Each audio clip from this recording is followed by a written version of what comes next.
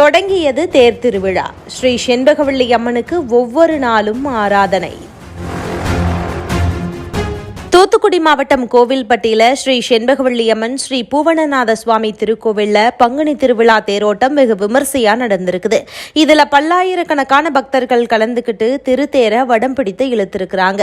தூத்துக்குடி மாவட்டம் கோவில்பட்டியில பிரசித்தி பெற்ற அருள்மிகு ஸ்ரீ செண்பகவல்லி அம்மன் உடனுரை ஸ்ரீ பூவனநாத சுவாமி திருக்கோவில்ல பங்குனி திருவிழா ஆண்டுதோறுமே வெகு விமர்சையா நடைபெறும். அந்த வகையில இந்த ஆண்டுக்கான பங்குனி திருவிழா ஏப்ரல் 5ஆம் தேதி கொடியேற்றத்தோட தொடங்கி இருக்குது.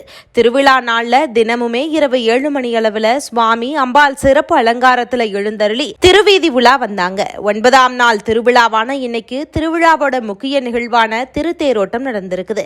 இதை முன்னிட்டு அதிகாலையில கோவில் நடை திறக்கப்பட்டு சுவாமி அம்பாள் மற்றும் பரிவார மூர்த்திகளுக்கு சிறப்பு அபிஷேகம் மற்றும் அலங்கார தீபாராதனையும் நடந்துச்சு. இதை தொடர்ந்து அம்பாளும் சுவாமியும் தனித்தனி தேர்ல எழுந்தருளி பக்தர்களுக்கு காட்சி கொடுத்தாங்க. இதை தொடர்ந்து மேலதாளம் முழங்க முதல்ல அம்பாளோட தேரும் அதை தொடர்ந்து சுவாமியோட தேரும் 4 ரத வீதிகள்ல பக்தர்களோட ஓம் சக்தி பராசக்தி கோஷத்தோட வடம் பிடித்து இழுத்து வரப்பட்டு தேரோட்டம் நடந்துச்சு.